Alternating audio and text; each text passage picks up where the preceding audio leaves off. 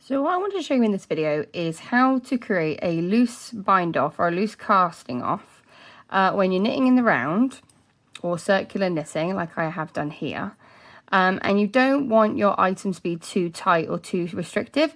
So this is a snood that I've knit myself, and when I cast on my stitches I made sure to keep them fairly loose so that I get this lovely stretch with the ribbing, and I want the same for when I cast off, and I'm going to show you how I personally do that.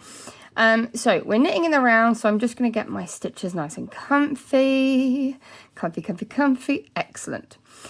So hopefully by now we are used to knitting with a nice consistent tension so that our stitches can move on the needle, but not so loose that if I was to put the needle down and they're not going anywhere. So this could be quite tricky for people who haven't done any like loose binds off before, because you're so used to holding that yarn nice and tight that you forget that it is okay sometimes to let it hang a little bit loose. So I want to show you what I mean. But firstly, just in case you're not too sure, I'm going to go over the casting off process, but also how I hold my yarn as well.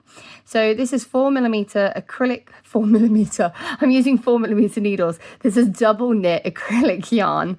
And in order to cast off, what we're going to do is we're going to knit 2 stitches from our holder needle onto our working needle.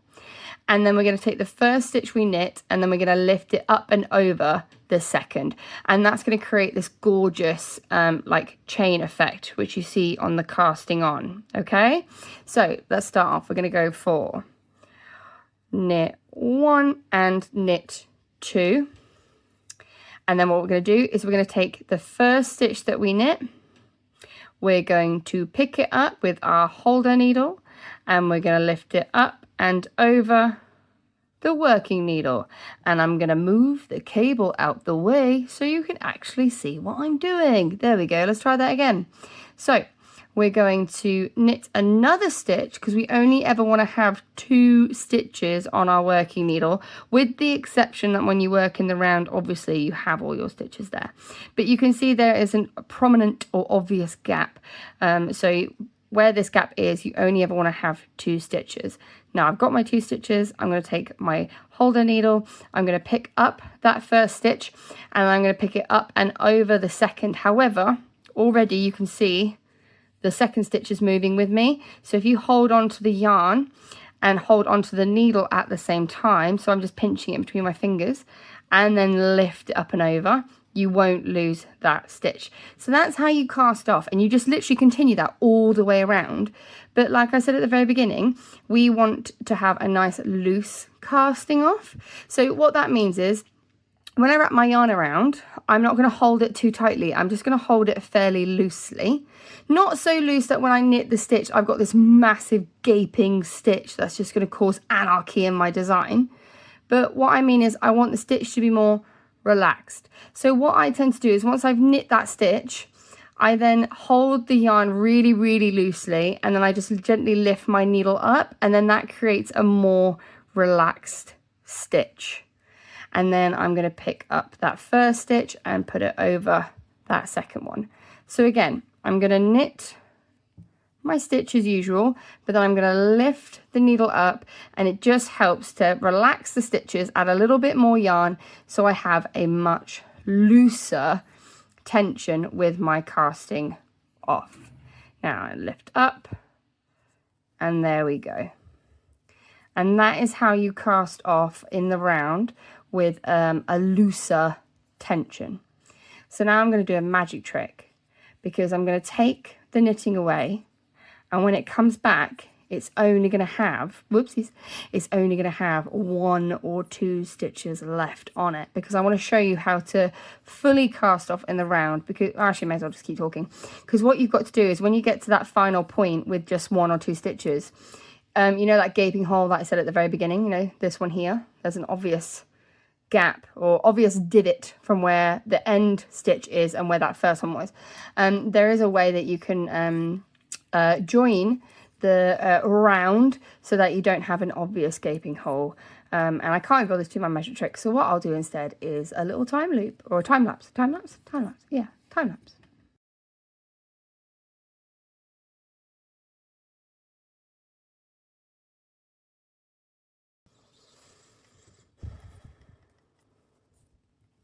Actually, yeah, I'm going to do my magic trick.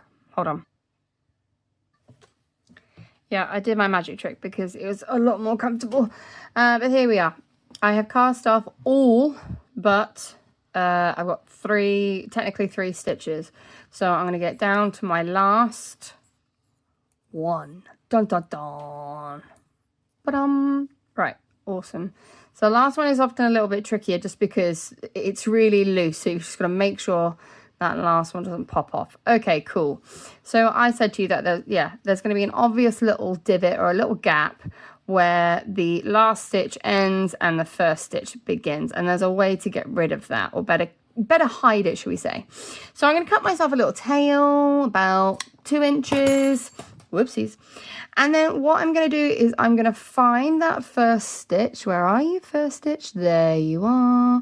I'm going to put my needle through it. I'm going to knit.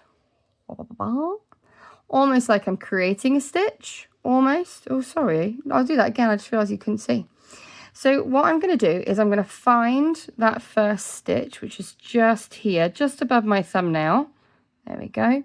I'm going to bring my needle through that first stitch and I'm going to knit as I normally would. I'm going to then cast off by lifting that first stitch and then put it over.